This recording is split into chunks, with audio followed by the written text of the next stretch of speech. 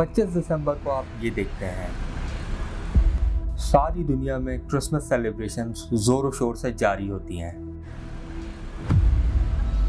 Have a very Merry Christmas. I wish you all a very happy Christmas.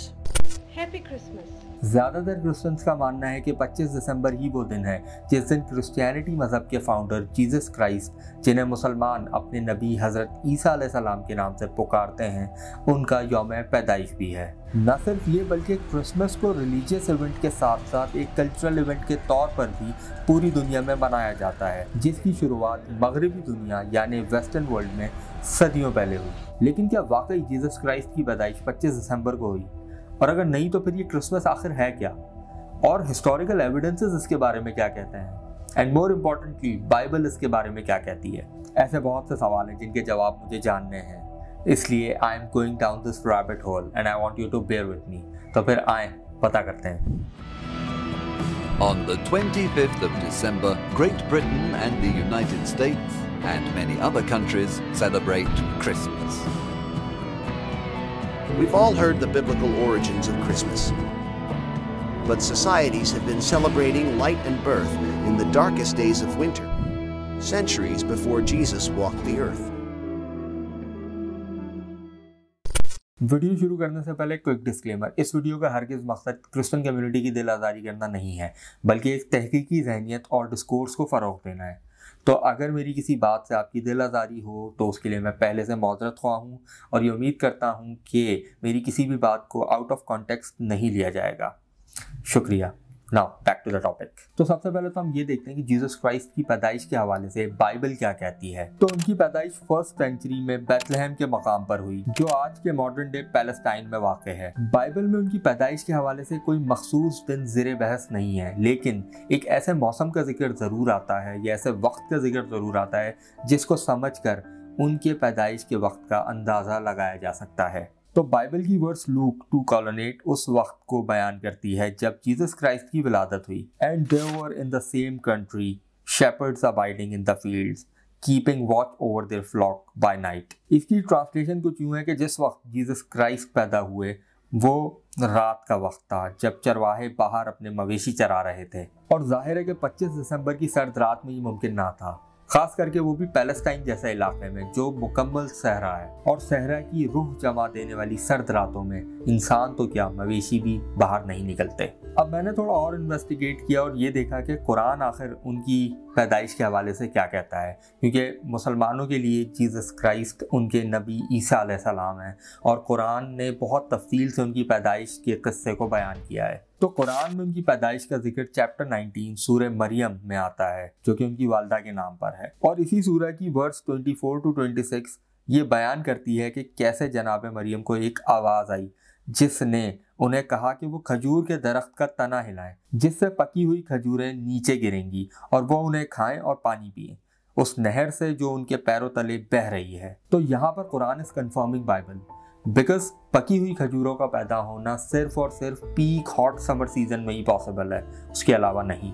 तो यहाँ हमें ये पता चल गया कि जीसस क्राइस्ट की पैदाइश सख्त सर्दी के मौसम में नहीं बल्कि सख्त गर्मी के मौसम में हुई, लेकिन एग्जैक्ट डेट आज तक किसी को मालूम नहीं हो सकी। मुख्तलिफ अंदाजों के मुताबिक ये वो तारीखें हैं जिनमें पॉसिबली उनका जन्म हुआ। But wait, look what I have found. Can you believe this? Christmas was banned in England for 17 years and it was banned in Scotland for 250 years. 1600s में जब इंग्लिश सिविल वॉर हुई तो उस वक्त के मोनार्क चार्ल्स I को overthrow करने वाले ओलिवर क्रॉमवेल ने क्रिसमस को इलीगल करार देकर बैन कर दिया। इसके खिलाफ बहुत राइट्स हुए और एक बैकलैश आया, मगर क्रॉमवेल की पार्लियामेंट जो उन समेत प्रोटेस्टेंट प्यूरिटन क्रिश्चियंस पर मुश्तमिल थी, उनका मानना था कि क्रिसमस के पीछे कोई बिब्लिकल एविडेंस नहीं है और ये बात इसे एक आम दिन के तौर पर पेश करती है, ना कि किसी खास दिन।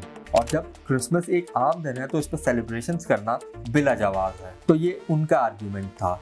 लेकिन मेरा ये सवाल है कि अगर जीसस क्राइस्ट 25 दिसंबर को पैदा नहीं हुए तो फिर आखिर ये क्रिसमस सेलिब्रेशंस हैं क्या और इनका आगाज कैसे हुआ? So now we have come to the meaty part. तो अगर हम हजारों सालों पीछे एंशिएंट वर्ल्ड में जाएं तो दुनिया का नॉर्थ और उसमें रहने वाली कौमों के लिए सर्दियां बहुत ही खौफनाक होती थी। लेकिन आज तो मॉडर्न वर्ल्ड वहीं आबाद है और they have centralised heating systems to warm their homes, but तब ऐसा नहीं था और सर्दियां बहुत सख्त और जानलेवा होती थी, जिनमें सिर्फ बीमारी और अंधेरा होता था। जैसे नॉर्थ के कई इलाकों बशमूल अलास्का और नॉर्वे में साल के इस हिस्से में सूरज नहीं निकलता है और इस वक्त को विंटर सोल्स्टिस कहते हैं, जब जमीन के पोल्स सूरज से अपने मैक्सिमम टिल्ट पर हो जाते हैं। ये वक्त साल में 2 बार आता है जिसमें नॉर्दर्न और सदर्न हेमिस्फीयर सूरज से अपने मैक्सिमम टिल्ट पर होते हैं। तो विंटर सोल्स्टिस की वजह से इन लोगों के लिए सूरज सिर्फ एक सोर्स ऑफ लाइट नहीं रहता बल्कि सोर्स ऑफ लाइफ बन जाता है, यानी जिंदगी बख्शने का जरिया। तो इस सर्दी का खात्मा करते हुए सूरज अपने आबोताब से 25 दिसंबर के दिन चमकता है और इस इवेंट को नॉर्थ में विंटर सोल्स्टिस के नाम से मनाया जाता है 25 दिसंबर के ही दिन। दूसरी जानिब ग्रीस में साल के इसी हिस्से में बैकेनालिया मनाया जाता था, जो ग्रीक्स अपने गॉड बैकस की याद में मनाते थे, जो गॉड था शराब और खेल का। रोमन साल के इस हिस्से में सैटर्नालिया मनाते थे, जो उनके गॉड सैटर्न की याद में मनाया जाता था, जो गॉड था सूरज और रोशनी का। ये तमाम ही अपनी रूह में पैगन कस्टम्स और रिचुअल्स थे, जिनकी शुरुआत नॉर्थ में हुई और हर एक को हॉलिडे और फेस्टिवल के तौर पर मनाया जाता था, जिसमें खूब शराब और दावतें आम थी। तो रोमन्स के यहाँ इन्हीं विंटर फेस्टिव्स में एक और दिन का जश्न मनाया जाता था और ये दिन था 25 दिसंबर, जिसमें रोमन्स के मुताबिक उनके गॉड मिथ्रस का भी जन्म हुआ, जिसे Romans god of sun and light भी कहते हैं। यही वजह है कि इस सीजन में नॉर्थ में बॉनफायर्स जलाई जाती हैं, जो सिंबल होता है लाइट का। अब मैं आपको यहाँ बताता चलूँ कि रोमन्स ही वो लोग भी थे जो क्रिश्चियनिटी को एज रिलीजियन अडॉप्ट करके नॉर्थ में लेके गए और उसको वहाँ पर फैलाया। तो this is where the dots will connect. तो मिथ्रस के बारे में भी कहा जाता था कि he was born on a day that was later become our Sunday and he died because of the sins of people। ये सब बातें जीसस क्राइस्ट के बारे में भी क्रिश्चियंस मानते हैं। तो ये वो टिपिंग पॉइंट था जहां इन दोनों के बीच लाइंस ब्लर हुई and this is where the sun become sun and culture overtook religion. और फिर जनरली नॉर्थ में साल का ये वक्त क्रिसमस हॉलीडेज के नाम से मनाया जाने लगा, जिसकी शुरुआत 17 दिसंबर से होती थी और न्यू ईयर ईव तक जाती थी और कहीं कहीं तो ये 6 जनवरी तक भी मनाया जाता है। और फिर उसमें बहुत सी दावतें एंड फीस्ट होती हैं जहाँ wine and rum is heavily consumed, which is of course against the teachings of Christianity and Jesus. Similarly, the Christmas tree, also known as the fir tree, has nothing to do with Jesus either, as because North में ये वो वाहिद दरख्त था जो सर्दियों में भी जिंदा रहता था। तो soon it became a symbol of life in the deadly winter solstice season. तो यहाँ हमें ये पता चला कि Christmas has nothing to do with Christianity or Jesus. So yeah, we are pretty much done with our research. But wait. There is one more person which has a connection with Christmas. This man, Santa Claus. तो ये एक imaginary character हैं जिनका Christian mythology में नाम Saint Nicholas है, जिनका ताल्लुक टर्की से था। ये एक सफेद दाढ़ी और दुबली पतली जिसामत रखने वाले नेक आदमी थे जो बच्चों को तोहफे तहाइफ दिया करते थे। इन्हें रोमन्स ने एग्जीक्यूट कर दिया था, तो इसलिए इन्हें 25 दिसंबर को याद किया जाता है जब ये सपोजिटली आकर बच्चों को तोहफे तहाइफ दिया करते हैं। बट लेकिन आखिर इनका 25 दिसंबर से क्या ताल्लुक? तो यहाँ भी नॉर्थ की एक कहानी छुपी है। तो नॉर्थ में ये फोकलोर मशहूर है कि विंटर सोल्स्टिस के दौरान एक ईवल फिगर भी बाहर आती है जो कि एक सफ़ेद दाढ़ी वाला शख्स था और सेंट निकोलस के बरक्स भारी जिसामत रखता था। अगर आप मिडीवल हिस्ट्री का मुताला करें तो आप ये देखेंगे कि उस वक्त के तमाम आर्टिस्ट और थिंकर्स जितनी भी ईवल फिगर्स होती थी उन्हें एक सफ़ेद दाढ़ी वाले भारी जिसामत के शख्स के तौर पे अपनी पेंटिंग्स में पोर्ट्रे करते थे। जैसे मशहूर और मारूफ आर्टिस्ट माइकल एंजेलो की एक पेंटिंग में भी ये शख्स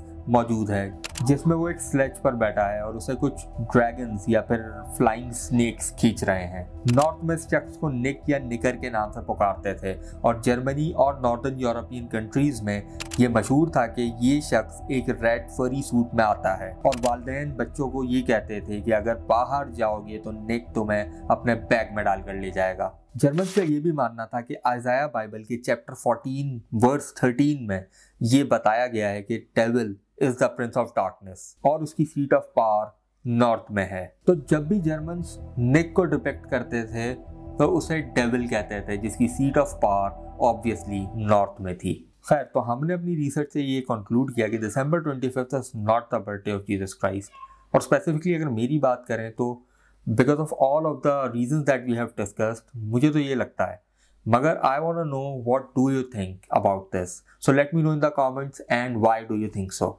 इन दी एंड गाइज, अगर आप मेरी तरह हिस्ट्री इंथुसियास्ट हैं तो आपको ये वीडियो ज़रूर देखनी चाहिए जिसमें मैंने नेपाल जैसी predominant Hindu and Buddhist country में किस तरह मुसलमानों की तारीख को एक्सप्लोर किया। तो मिलते हैं आपसे अगली वीडियो में।